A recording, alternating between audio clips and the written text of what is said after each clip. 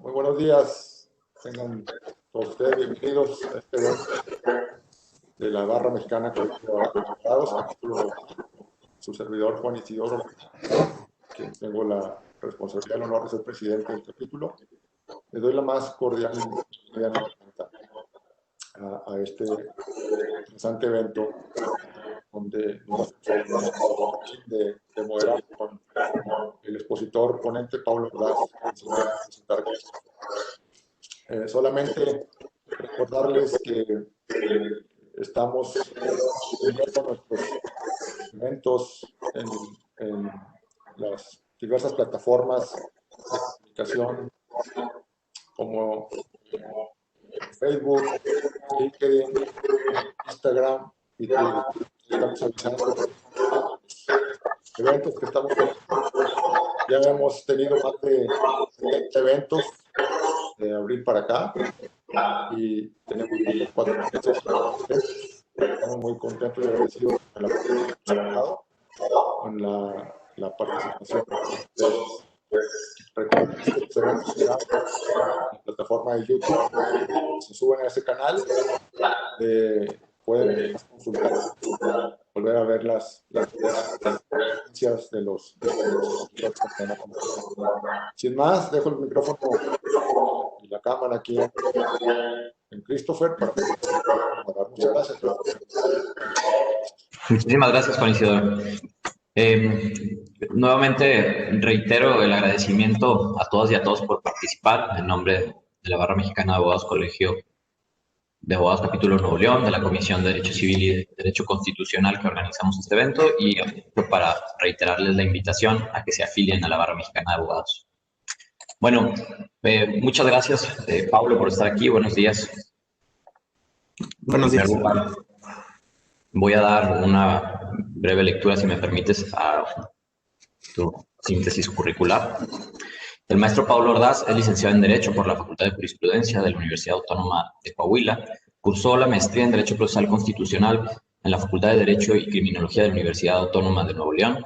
Cuenta con la especialidad en Justicia Constitucional e Interpretación por la Universidad Castilla-La Mancha y la especialidad en Justicia Electoral por el entonces Centro de Capacitación Judicial Electoral. Fue visitante profesional en la Corte Interamericana de Derechos Humanos en el periodo de 2018. Y en el ámbito laboral, ingresó en 2011 al Tribunal Electoral del Poder Judicial de la Federación y desde marzo de 2013 se desempeña como secretario de cuenta. Primero, de 2013 a 2016, en la Sala Regional Monterrey y posteriormente, de enero de 2017 a la fecha, en la Sala Superior, en la ponencia del magistrado Reyes Rodríguez. Ha impartido múltiples talleres de redacción de sentencias con lenguaje claro, simplificación de sentencias, así como procedimiento especial sancionador. Y bueno, para dar inicio a esta plática, me gustaría pedirles a los participantes que pongan en silencio sus micrófonos y apaguen su cámara, y al final va a haber oportunidad para hacer una ronda de preguntas y respuestas a través del chat.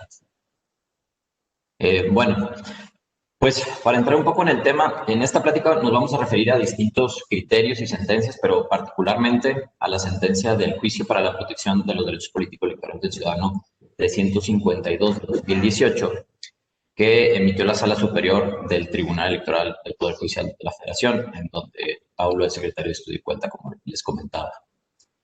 Pablo, si te parece bien, no sé si nos podrías contar, por favor, qué fue lo que pasó, cuáles fueron los antecedentes, qué fue lo que decidió la Sala Superior. Claro, con gusto, Christopher. Bueno, antes que nada, agradecer la invitación a la Barra Mexicana Colegio de Abogados, Capítulo Nuevo León, obviamente a mis anfitriones, al presidente del capítulo, Juan Isidoro Luna, a las comisiones de Derecho Constitucional y Derecho Civil y al moderador de esta plática, Christopher. Ya para entrar en materia, como decías, vamos a hablar de esta sentencia de la Sala Superior 352 de 2018, es un juicio ciudadano. Básicamente los hechos del caso son que dos personas que estaban detenidas, bueno, están en prisión preventiva, están en un centro carcelario desde el año 2002 en Chiapas,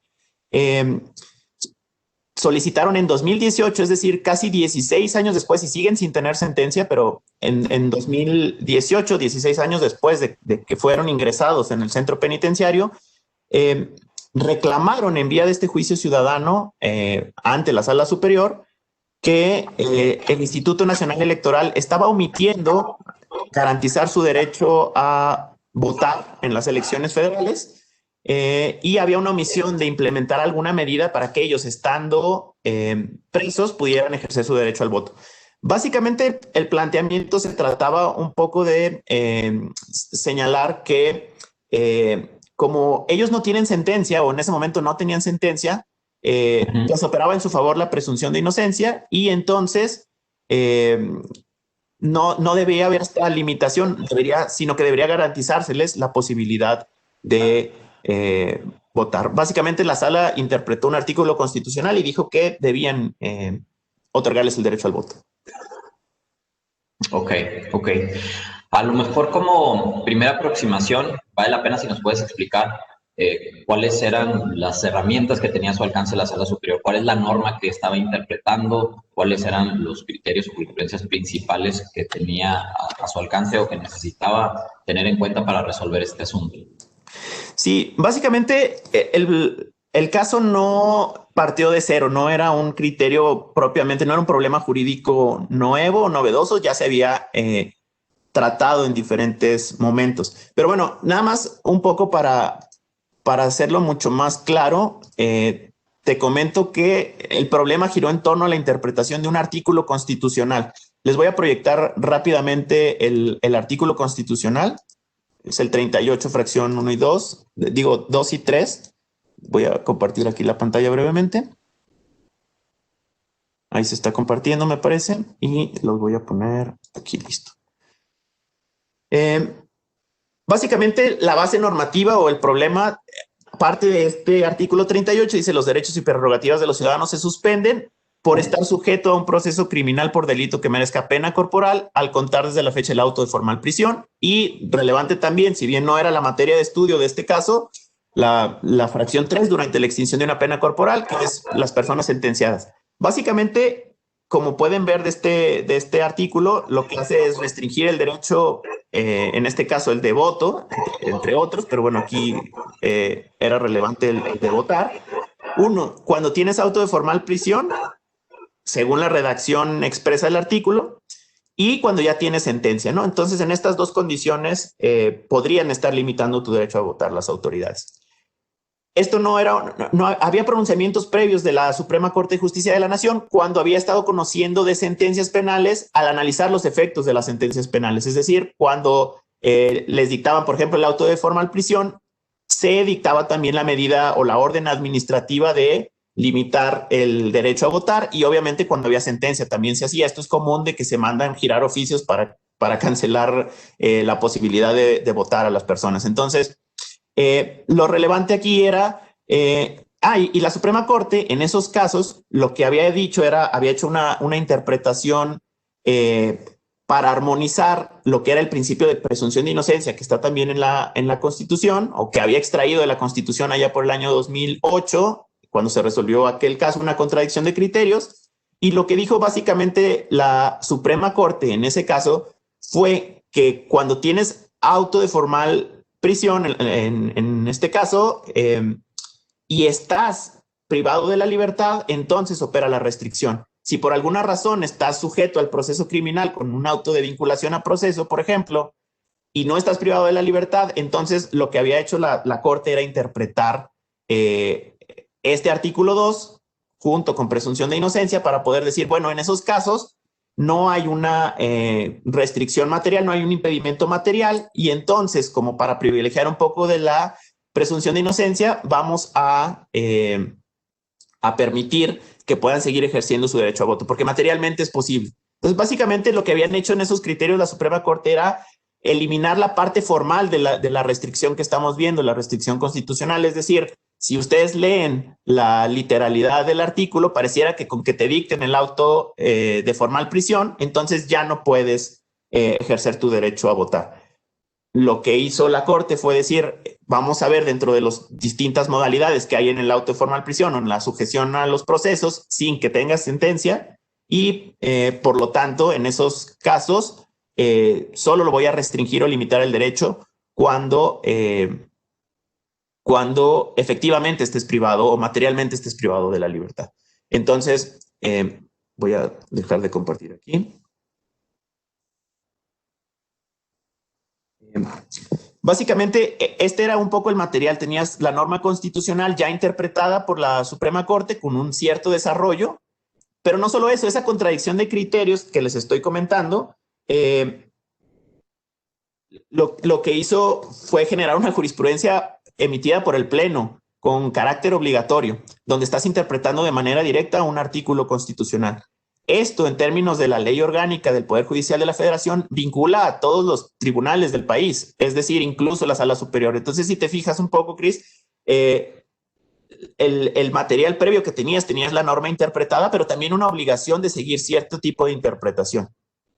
Entonces, básicamente, este era un poco como el contexto. Tenías ya también una reforma de derechos humanos, obviamente, cuando se dicta la sentencia de la Sala Superior. Tenías otro tipo de pronunciamientos que quizás ahorita veremos más adelante, como era esta tesis que habla de las restricciones constitucionales. Pero bueno, más o menos ahorita hasta aquí dejaría la intervención para más adelante, conforme vayan saliendo los temas, discutir este punto. ¿Tienes apagado el micrófono, Cris?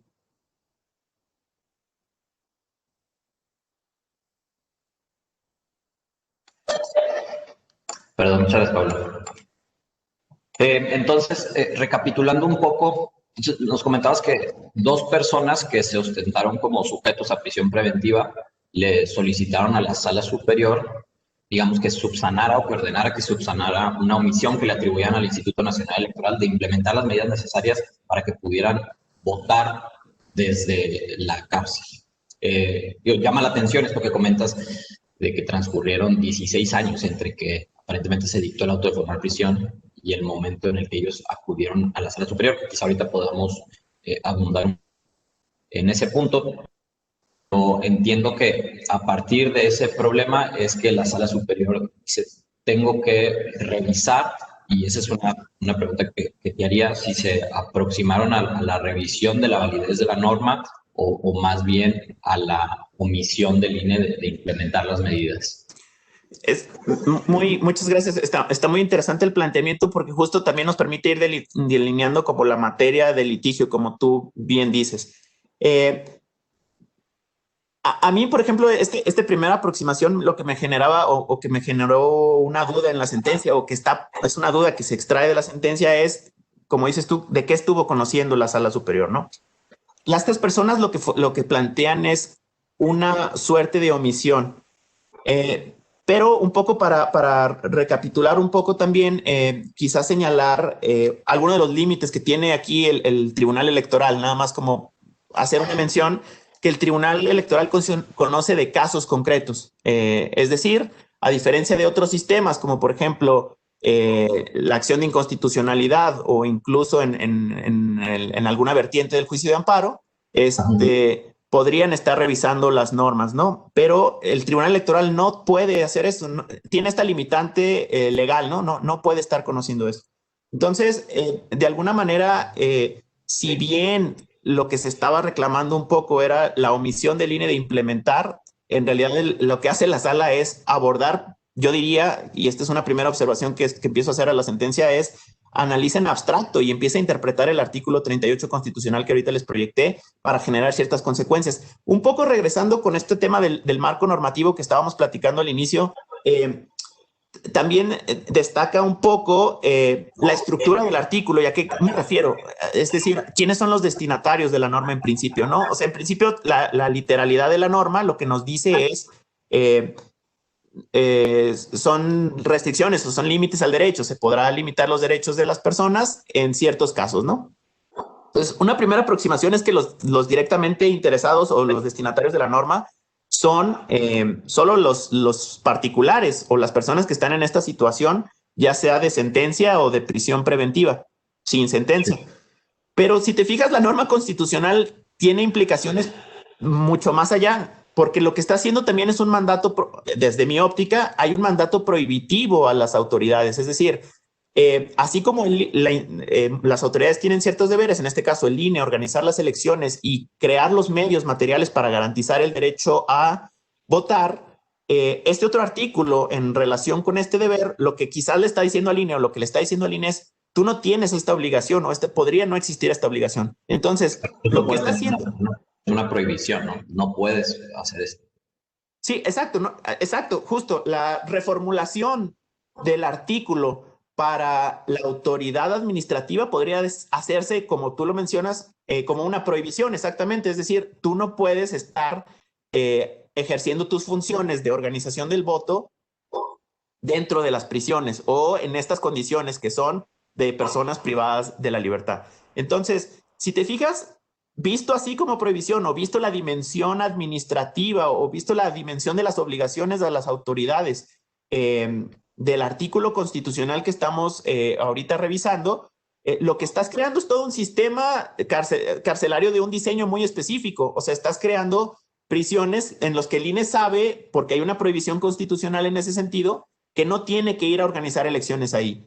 Y estás creando también una suerte de dinámica al interior de las propias prisiones donde se les sabe que las personas que están ahí recluidas no van a tener esta posibilidad de ejercer ese derecho y no tendrían por qué crear condiciones materiales. Entonces, y esto avalado por la Suprema Corte, por eso era relevante este criterio del 2018 de la Suprema Corte, jurisprudencia obligatoria todavía vigente. Justo lo que hace es decirle a las autoridades administrativas de forma indirecta, creando una política judicial muy específica. La Suprema Corte, al emitir esta jurisprudencia, le dice: ustedes no están obligados a ir a garantizar derechos al interior de las prisiones. ¿Por qué? Porque hay una situación material que consideramos valiosa. En este caso, la razón que está detrás de la prohibición es decir, materialmente hay una razón práctica de no ir a tratar de garantizar el derecho al voto porque quizás no existen las condiciones para eso. Claro. Entonces... Y ahí, perdón que te interrumpa, pero me parece sí. que ahorita lo platicaremos, sigue con la postura o es consistente con su postura de si hay una restricción constitucional expresa, me atengo a ella independientemente de que pueda ser susceptible de interpretación como lo hizo, ¿no? Entonces quizá no dice, persigue un fin constitucionalmente válido, etcétera, sino que en realidad sin entrar a ese análisis dice, bueno, pues el constituyente consideró estas razones que yo observo para implementar esta restricción constitucional que se tiene que respetar, pero que puede tener estas atenuaciones. Exacto, exacto. Y quizás un poco avanzando con esto que mencionas, sí, digamos, la Corte es cuidadosa en estos temas justo porque está operando con un cierto tipo de normas muy particulares, ¿no? Que son normas constitucionales. Entonces, de entrada, no podría ser, y creo que válidamente o conforme a la teoría constitucional, al ser la norma suprema del ordenamiento, la que define, la que sienta las bases, no podría estar sometiendo un escrutinio de propia constitucionalidad a las propias normas constitucionales en principio. Entonces, la línea de precedentes, como bien mencionas tú, es cuidadosa en tratar de decir, yo solo estoy acotando un poco la restricción que está ahí. No quiere decir que la esté sometiendo a un tipo de examen, por ejemplo, para eliminar alguna cuestión o disminuir alguna cuestión. Esto, por ejemplo, a la luz de la presunción de inocencia, que es donde aparece la mayor tensión con este artículo 2 que te dice, digamos, el artículo 2, lo que te dice, la fracción 2 del artículo 38,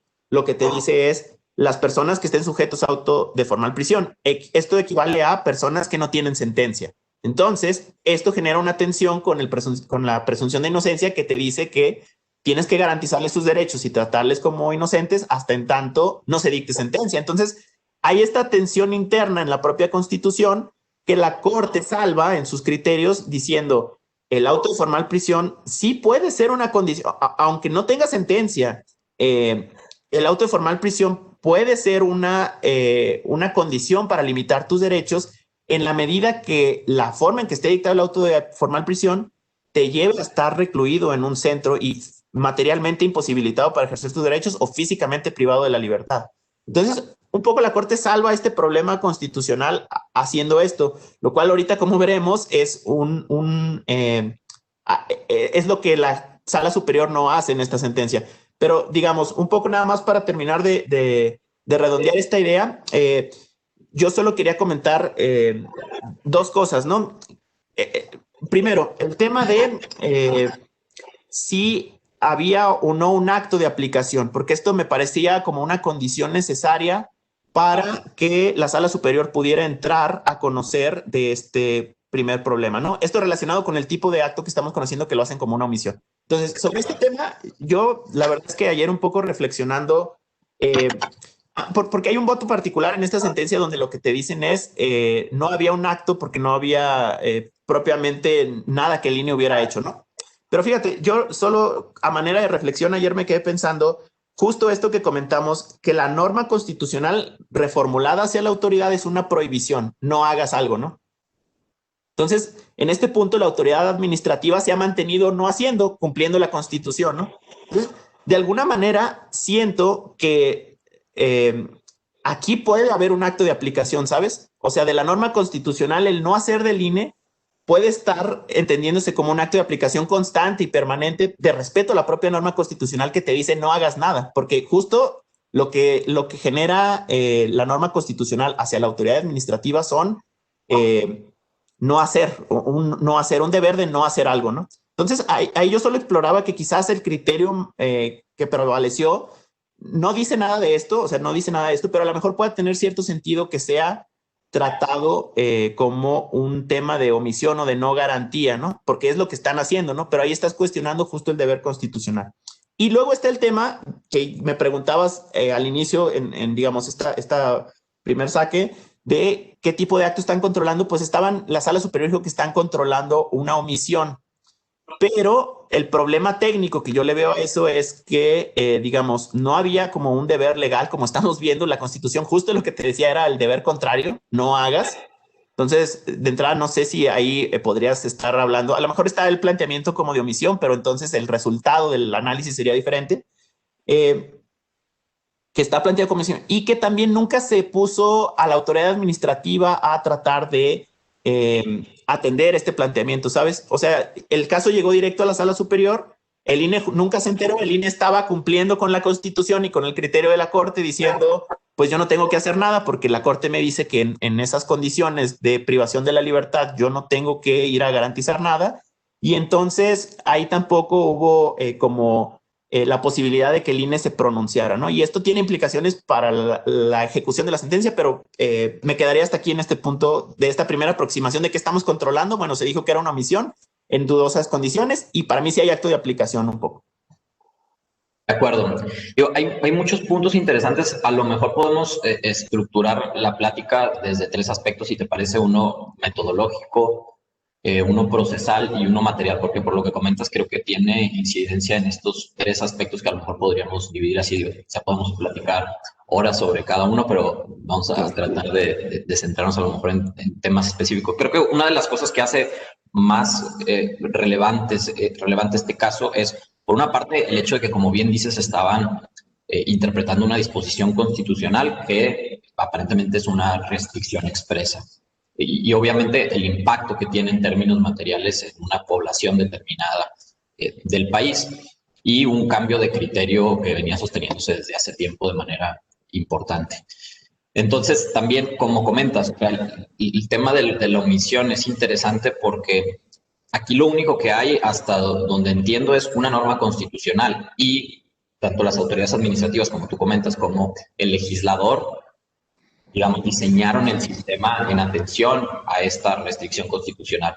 El sistema electoral, las leyes que lo rigen, no contemplan el establecimiento de medidas que propicien la posibilidad del ejercicio del derecho al voto de las personas que están privadas de su libertad con motivo de un acto de formal prisión, ¿no? Porque la Constitución no lo prevé así. Entonces, esto representa, me parece, un problema material, pero también normativo, porque no tienes reglas de cómo va a suceder, ¿no? Y a lo mejor ahorita también podemos adentrarnos en eso. Pero bueno, centrándonos primero, si te parece bien, en el primer aspecto, que es el metodológico, a mí me surgía la duda ahorita que comentabas, justo de si, por eso mi duda respecto de cómo lo habían abordado, porque la primera pregunta que me parece que surge es si una restricción constitucional puede ser objeto de un mecanismo de control constitucional o convencional.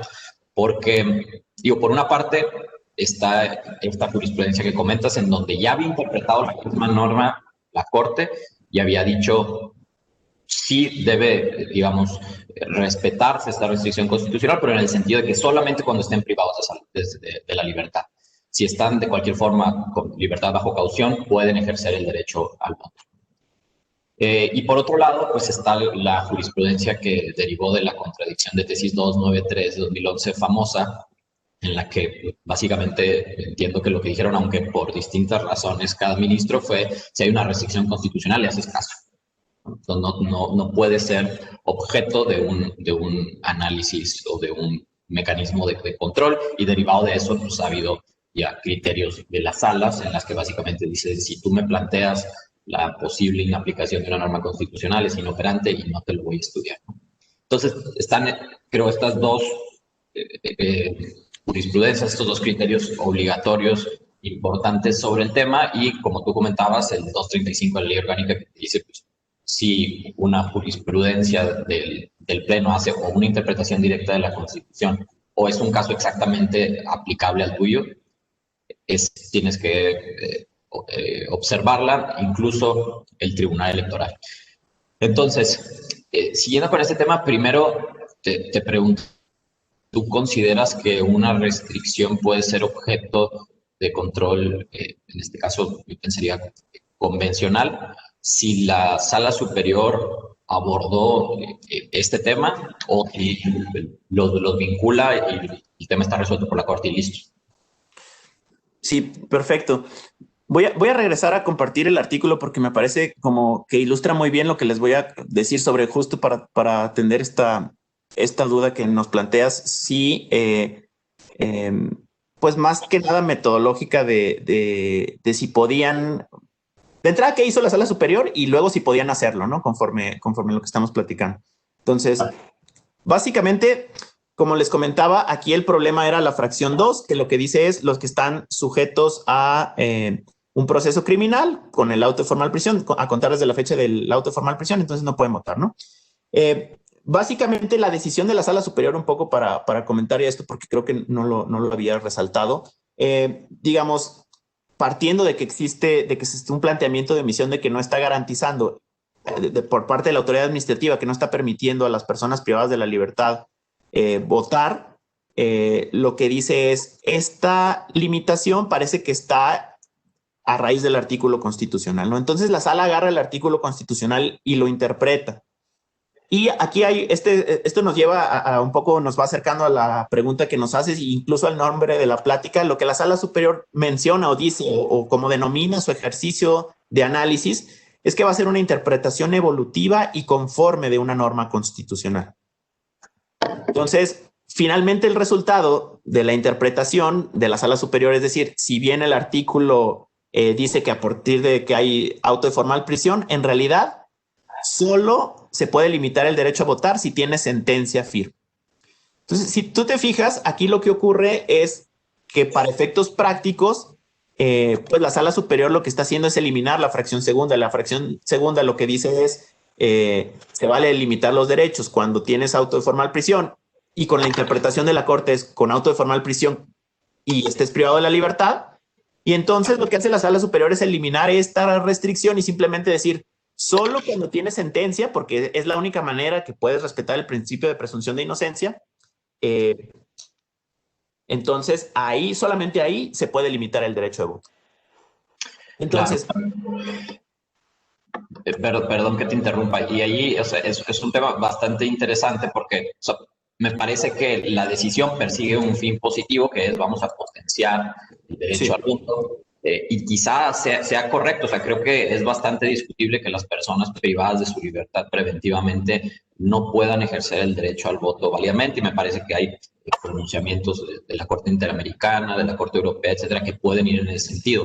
Pero aquí, en este punto que estamos de método, creo que un tema que es conceptualmente interesante la discusión es si, conforme al sistema jurídico mexicano, las reglas que tenemos, es válido interpretar esta norma de esta manera, o si debería en realidad de afrontar el problema de tengo una restricción que es inconvencional, ¿qué hago con ella? ¿O puedo o no hacer algo con ella? O si esta interpretación es válida, ¿no? Porque, digo, tú nos lo puedes explicar mejor. Entiendo la interpretación conforme tiene límites, ¿no? Que el sentido de la norma, ha dicho la Corte, no se distorsione, sino que se atempere o se adecue frente a otra norma. Entonces, una de las cosas también importantes de esto es que, como se ve en la lámina que estás proyectando, pues la norma parece ser clara. Por estar sujeto a un proceso criminal, por delito que merezca pena corporal, a contar desde el auto de formal prisión. Y la otra fracción que comentabas, que es mientras esté pagando, digamos, una pena corporal. Entonces, si te sigo la interpretación que realizó superior, podría decirse, pues limitó los supuestos de suspensión de derecho al voto a la fracción tercera, ¿no? Si no tienes sentencia condenatoria, puedes votar. Y entonces, ¿cuál es, o sea, es o no una interpretación de la fracción segunda, o está tal cual dejándose sin efectos? Es decir, podría llevar a eso conforme válidamente. Claro, sí, y un poco para allá iba, digamos, me puse un poco a delinear lo que había hecho y para que se vea el efecto práctico para poder contrastar, digamos, ahorita con esto que nos preguntabas de si en realidad están en un método de interpretación conforme o qué límites tienen este tipo de interpretación, ¿no? Y empecemos con eso, ¿no? ¿Qué condiciones o qué limitaciones tienen los tribunales y en general qué limitaciones tenía la sala superior para hacerlo? Primero, lo que avanzábamos un poquito hace rato, el tipo de norma que estás controlando, ¿no? Que es una norma constitucional, ¿no? De entrada, por definición, una interpretación conforme es una interpretación que es acorde a la Constitución, es decir, el parámetro de regularidad que se usa para revisar la norma legislativa, o sea, una ley, es la Constitución. Entonces, en principio, a tu pregunta expresa de si pueden hacer interpretación conforme a la Constitución, de la Constitución, yo diría que no. O sea, uno de los límites precisamente es pues que tienes que tener un parámetro de control y en este caso no podrías estar sujetando a la propia Constitución, a la constitucionalidad. Ahora, está el tema, segundo límite, que nos comentabas de esta famosa contradicción 293 de 2011, que avanza un poco, es decir, lo que dice es, también puede haber casos en los que se pueda llegar a hacer un contraste, una norma de control con las normas convencionales, con los tratados internacionales de la propia Constitución. Sin embargo, lo que la Corte dijo fue en esta contradicción de criterios, lo que no puedes hacer un control de convencionalidad de normas constitucionales respecto de restricciones. Es decir, si hay una restricción constitucional de un derecho en la Constitución mexicana y por alguna razón es contradictoria, hay alguna tensión con algún tratado, no puedes tocar esta restricción y esto las autoridades lo tienen que saber y los tribunales están obligados a acatar. Entonces, estaba este otro límite, digamos, ahora sí, como me decías de metodología, si pueden sujetar, se podía revisar a un control de constitucionalidad o de convencionalidad, por ejemplo, por la presunción de inocencia, esta fracción 2, también no. Y esto nos lleva al tercer punto, que es el tercer límite de la jurisprudencia previa, porque este caso, justo este caso, una tensión entre una norma convencional de presunción de inocencia contra la norma constitucional de la restricción a las personas que están privadas de la libertad por auto de formal prisión, ya lo había atendido la Corte. Y lo único que la Corte dijo fue que solo operaba más bien la manera de acotar lo más posible la fracción 2 sin desaparecerla, era solo en los casos en los que personas estuvieran privadas de la libertad. Entonces, te digo, teníamos, a la pregunta, regresando un poco a la pregunta, si yo creo que se podría hacer este control sobre la norma constitucional, conforme a las reglas formales que tenemos en el sistema jurídico mexicano, diría que no, porque teníamos que era una norma constitucional, que teníamos una jurisprudencia obligatoria de la Corte que decía que no podían tocar la restricción constitucional de manera que la desaparecieran, incluso con un contraste convencional. La regla de la jurisprudencia expresa que interpretaba esta precisa fracción y te decía cómo tenías que hacerlo, que no implicaba eliminar la fracción, sino simplemente acotarla. Y finalmente la regla legal de obligatoriedad de ambas jurisprudencias del Pleno de la Corte que te dicen que pues son obligatorias para la Sala Superior del Tribunal Electoral. Entonces, un poco lo que tú puedes llegar a ver en las sentencias que están hablando de una suerte de interpretación conforme, pero yo creo en realidad que es una forma, de entrada ya solo denominarlo así genera tensión con los criterios, atendiendo al tipo de norma que estás tratando de controlar. Pero además, pues en realidad lo que estabas haciendo es excluir o quitarle total sentido a la norma constitucional. Conforme al resultado interpretativo de la sentencia de la Sala Superior, ya no existe esta fracción 2. esta fracción 2 dejó de tener sentido. Incluso una de las críticas que se hace en los votos particulares, en el voto particular, es justamente eso, que volvieron ociosa la fracción 3. Es decir, si tú interpretas, como lo hizo la Sala Superior, que la fracción 2 implica que solo se te puede privar de tu libertad cuando tengas sentencia, entonces, ¿de qué te sirve la fracción 3? Totalmente ociosa, estás volviendo al punto 3. Entonces, en términos prácticos, lo que hicieron fue desaparecer esta norma constitucional, pese a las restricciones formales, te digo, de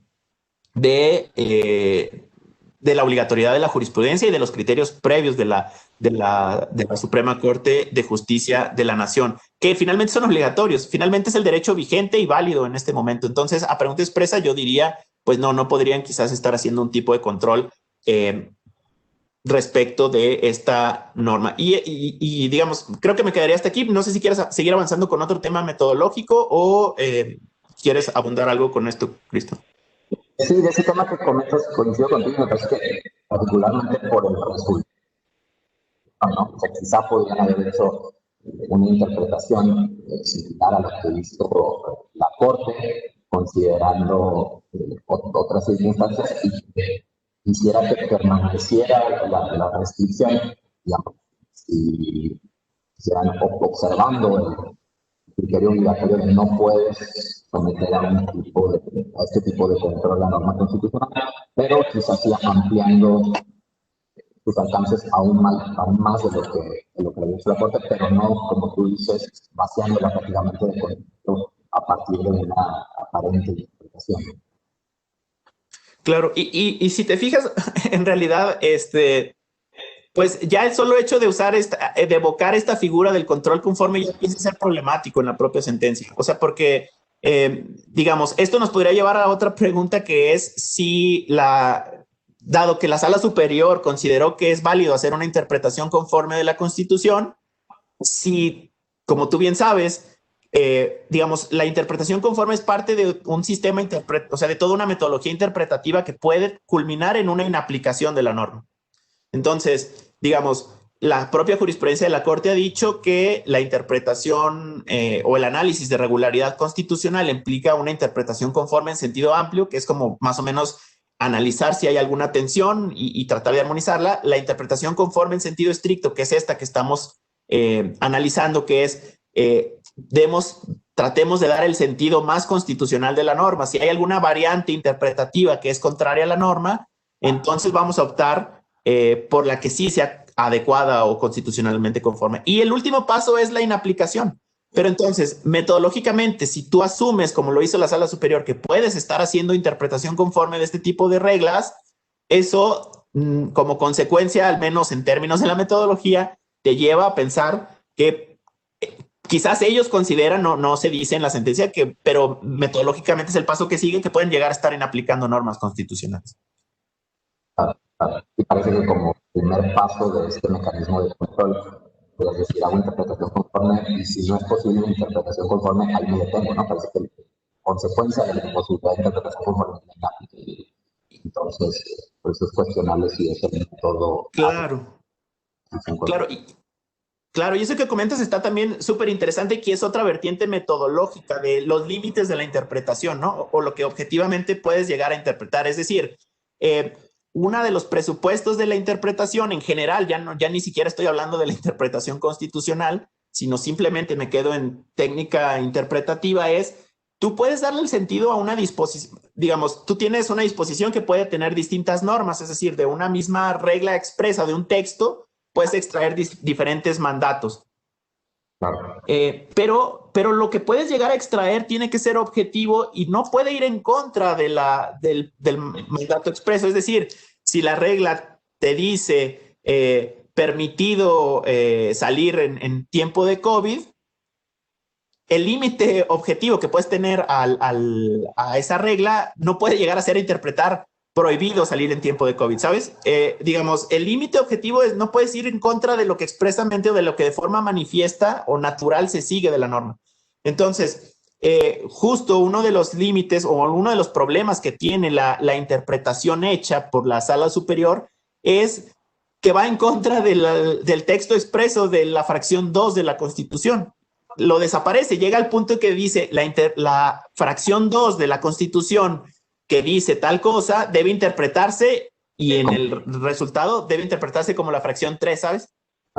Entonces, yo diría también en términos interpretativos, meramente de técnica de interpretación, pues parece que se está yendo más allá de lo posible objetivamente de lo que le puedes extraer al texto, ¿no? Estás creando del texto, le estás haciendo decir que diga lo contrario, ¿sabes? Y eso me parece que no puede ser adecuado a nivel de interpretación de ningún tipo. O sea, ya ni siquiera, te digo, me parece que no es siquiera problema de la técnica de interpretación constitucional o conforme, que lo es, o sea, que lo es, pero digamos, esto va más allá. Claro, por su naturaleza, la interpretación implica cifrar el contenido del texto, ¿no? Y si pues, del texto, quizá por una razón objetiva y cierta, que es su pues parece que sí está yendo más allá del ejercicio que pretendes hacer, que es un interpretativo. Bueno, si te parece bien, para seguir en este orden que comentábamos, hay un par de temas procesales que a mí me llaman mucho la atención. Por ejemplo, me llama la atención que comentas que los actores en estos casos lo que pretendían era que participar en una elección concreta.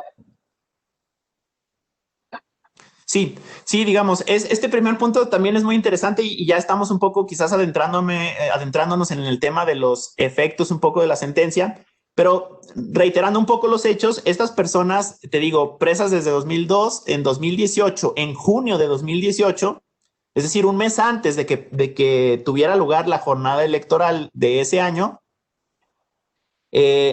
solicitan o promueven este juicio para que se les permita participar en esa jornada específica. Entonces, por alguna razón, digamos, bueno, su pretensión era votar en 2018, básicamente, en pocas palabras, ¿no? Esa era la pretensión de los actores. La Sala Superior resuelve hasta febrero de 2019 este caso.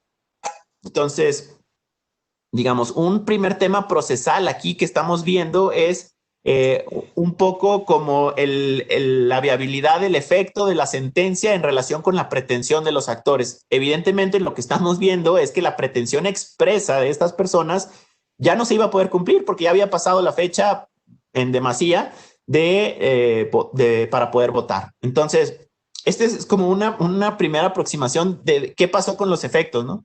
Porque si ustedes revisan los efectos, y se los platico rápidamente, lo que la Sala Superior ordena, pese a que la pretensión ya no se podía lograr en los actores, lo que dice es, se ordena al INE que implemente un programa piloto con muestreo, o sea, digamos, va a tomar ciertas cárceles y va a tomar cierta población, para que en 2024 las personas que estén en condición de prisión preventiva, es decir, los que no están en sentencia, puedan sufragar, puedan votar en la elección correspondiente, la federal correspondiente.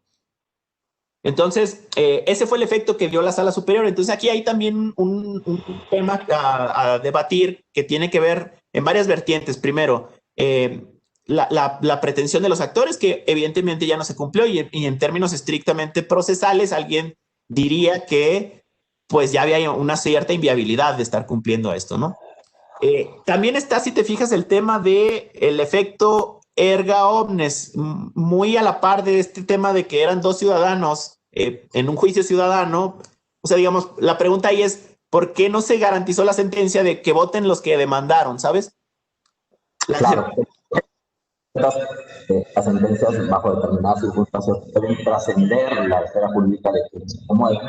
Me parece que quizás este es un caso que podría dar para eso, digamos, superado ciertos problemas metodológicos que hemos comentado y ahora estos prácticos, pero el tema es, aquí qué certeza había de que se beneficiaba a los actores, porque los actores querían que votar en 2018. La sentencia dice que se permite el voto de las personas que están bajo este supuesto en 2024. Entonces, amplía muchísimo, me parece, la protección que otorga la sentencia y no sé si haya certeza, si haya forma de tener certeza de que de una forma esta permisión para 2024 les beneficia a los actores más allá de su petición. Claro, una de las críticas que se hace también en los votos particulares a la sentencia es justo que no hubo, digamos, durante la instrucción del caso no se verificó en qué momento iban a salir estas personas de la prisión preventiva. Es decir, ahorita, y yo lo he oído en varios foros donde se ha discutido esta misma sentencia, alguna de las cuestiones que planteaba, por ejemplo, el INE, cuando te digo, lo llegué a ver en algunos foros a consejeros del instituto, lo que planteaban era, pues no sabemos si esta sentencia le va a beneficiar a los que demandaron aquí, ¿no? Porque no sabemos si van a seguir, si siguen en la misma condición o no lo siguen, ¿no? Como lo dices, en ciertas condiciones pareciera que los efectos de una sentencia pueden beneficiar a todo, pero no sé si, digamos, un poco la parte de discusión o la parte debatible, no digo otra cosa, sino simplemente que la cuestión digna es si lo puedes hacer incluso contra la pretensión expresa del actor. En este caso, digamos, ellos ya simplemente no estaban en esa condición. Entonces, sí, justo había aquí una tensión. También está el tema, hablando un poco de los efectos de esta decisión, ya lo comentábamos un poco, el tipo de control que está haciendo la sala superior, si es control concreto, control abstracto. Finalmente te digo, yo creo que no está así justificado en la sentencia, pero me parece que sí puede haber un tema de control concreto, dado que estas personas efectivamente están en esta condición y la autoridad administrativa está cumpliendo la obligación de no permitir el voto, digamos, está reiterada esta situación. Entonces, básicamente, no sé si se nos escapa algún tema procesal, pero... Me parece que no, digo, sí me llama la atención que a partir de lo que comentas creo que también se pudo haber encontrado alguna otra salida porque pues, la Constitución señala que la prisión preventiva no puede exceder de 2 años, si no me equivoco. Entonces aquí al observar que manifestaban estar en prisión preventiva desde hace 16 años y la sentencia supone que lo seguirán en 2024, ya serán alrededor de 20 años en prisión preventiva, más de 20 años en prisión preventiva, pues también podría haber una salida tal vez para el caso concreto distinta, atendiendo a una prolongación injustificada de la prisión preventiva. Claro, claro. Sí, te digo, yo ayer ya que lo reexaminaba este problema, yo decía, y en muchas partes, ¿sabes? En muchas partes de la propia sentencia pareciera que pudo haberse argumentado distinto. En este caso del acto de aplicación concreto, yo creo que se pudo haber construido diferente para justificar justo el tema. Creo que, por ejemplo, también este tema de los efectos se pudo haber justificado de manera como más puntual, más concreta, porque como bien dices, hay casos en los que se justifica dar un efecto general.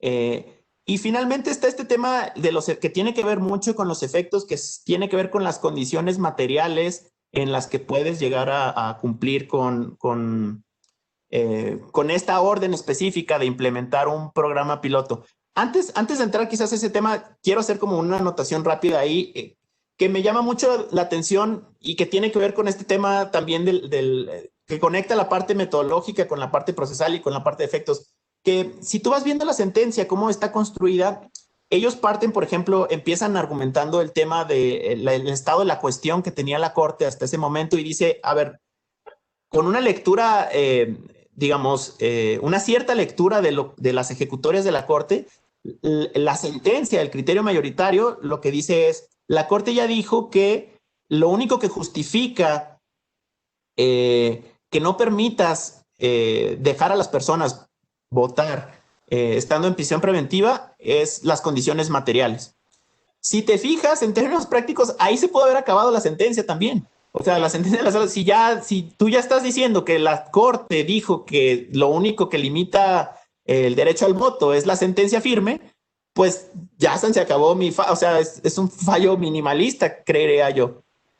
Pero luego, y ahí creo que hay una ausencia de argumentos, está enfrentar todo el problema de las condiciones materiales, porque digamos, lo que en realidad la Corte dice es, hay una restricción que tiene sustento en una justificación racional, que es la imposibilidad material para ir a poner urnas y hacer que las personas voten en las prisiones.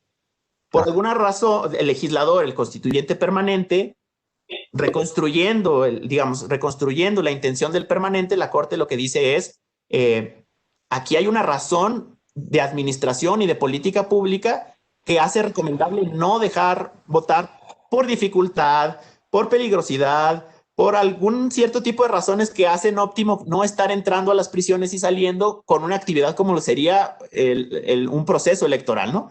Para el propio proceso, para la propia integridad del proceso, podrías decir, pues no sé si es lo óptimo que esté así, ¿no? Entonces, había esta... Entonces, la sentencia de la Sala Superior avanza y dice, tengo esta limitante material, y para remover esta limitante material, la sentencia lo que hace es volver a plantear todas las objeciones o todas las razones que justifican la presunción de inocencia. No sé si me estoy dando a entender, pero básicamente... Sí, como que toma una aproximación distinta a la Corte, ¿no? O sea, la Corte dice cuál es la racionalidad de esta restricción y parece que la racionalidad más fuerte es la imposibilidad material y entonces voy a limitar la prohibición a esta imposibilidad material. Si no existe la imposibilidad material porque la persona está con libertad bajo caución, permítele votar. Pero luego, a partir de esta idea de que lo que justifica la restricción es la imposibilidad material, parece que la Sala Superior dice, como la Corte dijo que el único obstáculo es la imposibilidad material, y yo te digo que puedo remover esa imposibilidad material, ordenándole al INE que implemente las medidas necesarias. Bueno, pero ¿qué pasa cuando no es solo que exista la imposibilidad material, sino que esa imposibilidad material fue la razón detrás de la restricción constitucional, según lo que dijo la Corte, ¿no? Parece que la Sala Superior se quedó, es posible remover esa imposibilidad material y por lo tanto, listo.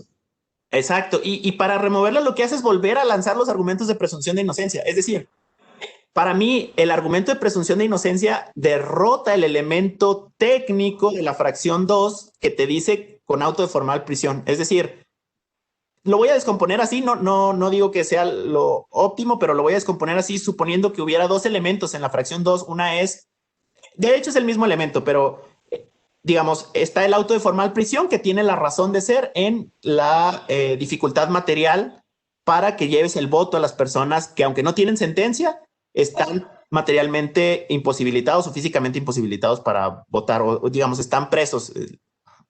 Entonces, el argumento de presunción de inocencia te permite eliminar quizás o combatir la primer problemática que es el auto de formal prisión. Pero la presunción de inocencia no creo que sea suficiente para combatir las razones materiales. Es decir, a mí me hubiera gustado, por ejemplo, que en la sentencia argumentaran por qué hay condiciones materiales. Si vas a ponerte a analizar el límite o la razón de la restricción, que es que hay una situación material, a mí me hubiera gustado que en la sentencia se argumentara, por ejemplo, por qué sí existen condiciones, por qué podrían existir condiciones materiales para la implementación óptima del derecho al voto en un centro carcelario. Entonces, como te digo, como bien lo decías tú, el límite que pone la Corte son razones materiales, tienes que combatirlo con razones materiales, no con razones jurídicas que nos hablan del ejercicio de derechos.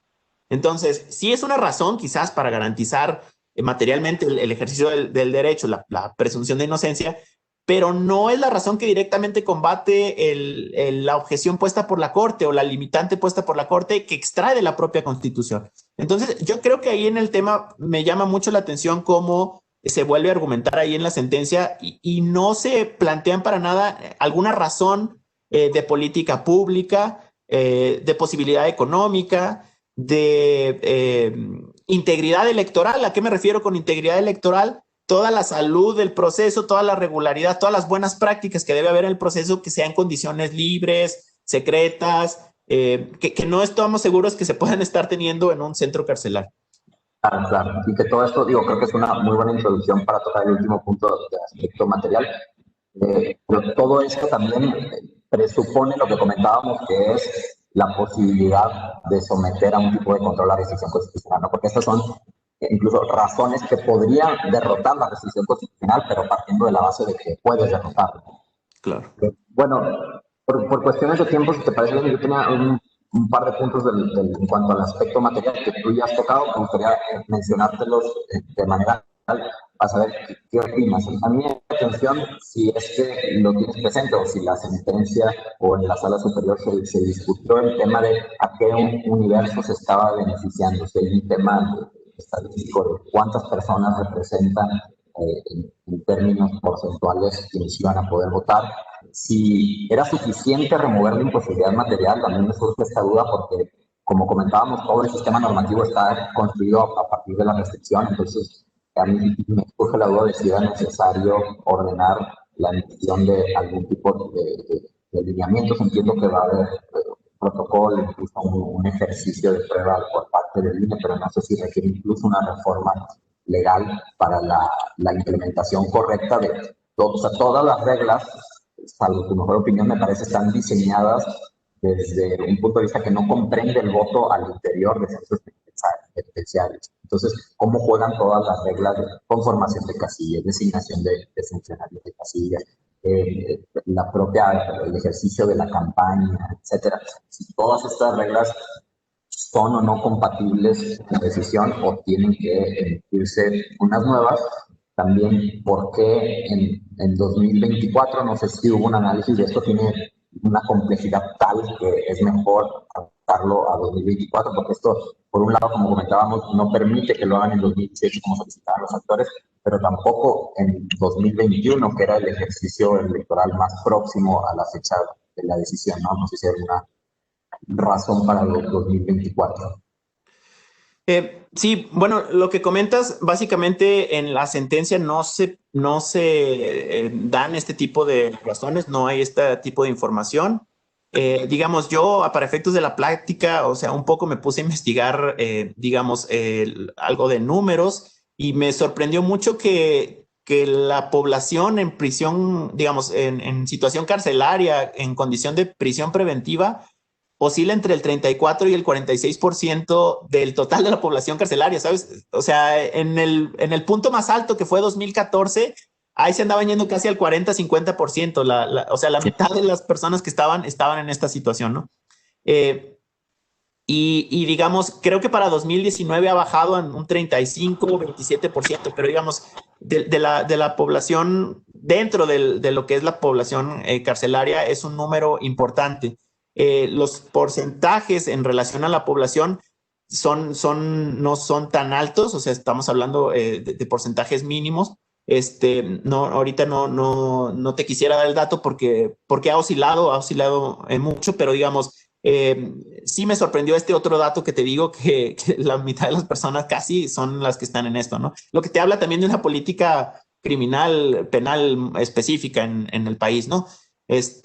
Entonces, ese es un primer tema, ¿no? ¿A quién beneficia? Pues a estas personas que están en esta situación, que no es un número menor dentro de la población carcelaria. Ahora, ¿hubo algún análisis de las condiciones materiales? Tampoco lo hubo, o sea, tampoco lo hubo. Creo que lo que comentábamos un poco, y para dar un poco, retomar un tema del efecto, ¿no? Si te fijas, y esto es muy curioso y lo platicábamos en alguna otra ocasión, tú y yo, Cris, cómo algunos tribunales mandan a hacer a la autoridad administrativa lo que le corresponde al legislador. O sea, como brincando como que se hace muy rudo de repente ordenar a los órganos legislativos a implementar cierta legislación. Y luego mejor que lo haga la autoridad administrativa, porque es la que está directamente vinculada a mis decisiones, ¿no? Entonces, de entrada, un poco lo que hace la sentencia es ordenar al INE e implementar algún lineamiento y ejecutar esto a 2024. La razón no se explicita por qué, no se sabe, digamos, la sentencia no justifica esta decisión de hacerlo hasta dentro de 2024. Quizás un poco de contexto, te digo que la primer sentencia que estuvo trabajando estos temas, que es el caso Hitch, que me parece que está citado en esta sentencia, que es inglés, se dictó la sentencia y creo que a la fecha todavía no se ejecuta, y esto fue hace más de, creo que 10, 15 años. O sea, digamos, es solo para darte un poco de referencia de cómo estos problemas en realidad no son fáciles, y mucho menos la implementación material, porque obviamente el ejercicio de derechos implica recursos, y entonces pues está esta situación. No se dice por qué 2024. Y finalmente lo que hace es hacer como un exhorto al legislador al final de la sentencia, como para poner como hacerles del conocimiento la decisión, ¿no? Pero tampoco no hay una orden fuerte de legisla en esta materia, modifica la restricción constitucional, no hay este ejercicio, ¿no? Entonces, un poco también hay una cuestión que parece relevante en términos de política judicial o de política, de definición de tribunales constitucionales, es cómo dialogas con los órganos legislativos. Y si es lo óptimo. Entonces, yo diría, este tipo de decisiones pareciera que tuvieron que pasar por el tamiz del legislador democrático, que es el que tiene como una visión mucho más clara de uno de los presupuestos, de presupuestos me refiero a dinero, y también de las reglas óptimas y de reglas obligatorias y de una deliberación pública. O sea, digamos, en términos teóricos, los legisladores representantes de la ciudadanía, pues llevan las inquietudes y es la deliberación democrática lo que finalmente se traduce en las reglas legales específicas que van generando.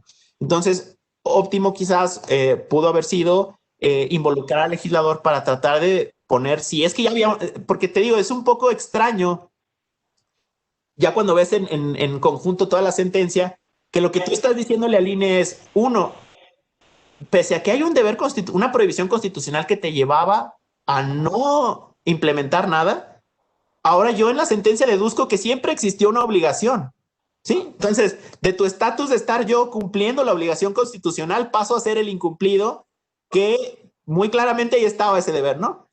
Y no solo eso, sin ninguna base normativa alguna, porque como tú bien comentabas, digamos, si hubiera una obligación constitucional en ese sentido, habría quizás un andamiaje legal correspondiente que te permita operar muchas situaciones como es el ingreso a los centros penitenciarios, para una actividad como es el voto, para la integridad del voto, para mantener la libertad del voto. Digamos, otra cosa que me llamaba mucho la atención es, por ejemplo, cómo se va a operar en términos de nulidad de elección en estas centros penitenciarios. Es decir, ya asumiendo que van a ir a votar en 2024 una muestra de personas que están en situación de prisión preventiva, digamos, ¿cómo les estoy garantizando que su voto es libre? ¿Cómo estoy garantizando que las autoridades presentes en las casillas o en estos centros penitenciarios no coaccionan el voto en favor de una opción política muy específica, que es la que controla finalmente la administración del centro penitenciario? Entonces, todo esto creo que era materia de un debate legislativo y esto, te digo, altera un poco en cómo percibimos los alcances de las sentencias de tribunales constitucionales y cómo creemos que podría ser quizás más óptimo este ejercicio de diálogo. Claro, claro. Perfecto, pues muchas gracias, Pablo. Creo que queda claro el tema. Podemos dar lugar a la ronda de preguntas y respuestas, si las hubiere, se pueden formular a través del chat. En este momento veo una que te la leo y a tu consideración, Pablo. Dice, los principios constitucionales de presunción de inocencia y de audiencia se aplican selectivamente por la Sala Superior del Tribunal Electoral del Poder Judicial de la Federación. No, me parece, o sea, digamos, el argumento de presunción de inocencia está usado en esta sentencia para justificar, digamos, la interpretación que se sostiene en la propia decisión. Es decir, el artículo 2, la fracción 2 del artículo 38 constitucional dice que no podrán votar las personas que estén con auto de formal prisión, léase sin sentencia firme. O sea, son personas que no pueden votar por el solo hecho de estar sujetas a proceso, pero si te fijas, esa cuestión, digamos, genera una tensión con el principio de presunción de inocencia que te dice que solo hasta que tienes sentencia puedes estar limitando los derechos de las personas que quieren votar. Entonces, como un ejercicio selectivo, no lo vería así. En realidad es un argumento que se está usando en la sentencia, pero para nada es selectivo. Al contrario, me parece que lo que trata de plantear es esta tensión que existe realmente en la propia Constitución y el sistema constitucional y convencional. Claro, tú dirías adecuadamente identificar los principios de tensión. El tema que quizá es discutible, como platicábamos ahorita, es cuál es el método, si es posible para ti como Tribunal Constitucional, claro, resolver esa tensión y si esta fue la forma adecuada y con los efectos correctos. Claro, y quizás agregar nada más un poco eso, esta discusión que tenemos es cuando ya brincaste el paso de si es válido hacer este método de control. O sea, como dice Chris un poco, la primera pregunta es saber si yo puedo realizar este tipo de metodología sobre una norma constitucional. Parece con lo que estábamos platicando que no. o que es debatible al menos, pero suponiendo que sí se puede hacer un control de la constitucionalidad de las normas constitucionales, entonces pasamos a este segundo nivel. Ahora, ¿cómo resuelve en realidad el problema la Corte? Porque la Corte no genera tan así, no plantea así el problema. La Corte lo que hace es plantear el problema en términos de una interpretación sistemática, diría yo, de la propia Constitución. Es decir, tengo una regla de presunción de inocencia, tengo una norma que parece contradictoria al principio de presunción de inocencia y en realidad yo solo hago una interpretación sistemática de ambas normas, no estoy haciendo control constitucional y digo, atenúo lo más que puedo a partir de la directriz de presunción de inocencia, atenúo lo más que puedo la regla constitucional de restricción y hago una restricción mucho más acotada solo a casos de imposibilidad material, de privación de la libertad. Perfecto, bueno, pues esta es la única pregunta que estoy viendo en el chat. Nuevamente, muchas gracias, Pablo, muchas gracias a todas y todos los participantes, al capítulo Nuevo León de la Barra Mexicana Colegio de Abogados, a las comisiones de Derecho Civil y Derecho Constitucional. Invitamos a todos a que sigan al pendiente de nuestros eventos que se difunden a través de nuestras redes sociales del capítulo, Facebook, Twitter, LinkedIn y a través de correo electrónico, y los invitamos nuevamente a que se afilien al capítulo. Muchas gracias, Pablo, que estén bien todos. Hasta luego. Gracias a ti, Chris. Gracias a todos los que nos acompañaron. Gracias a la barra, al capítulo Nuevo León y les mando un fuerte y afectuoso saludo. Muchas gracias. Gracias. Hasta luego. Hasta luego.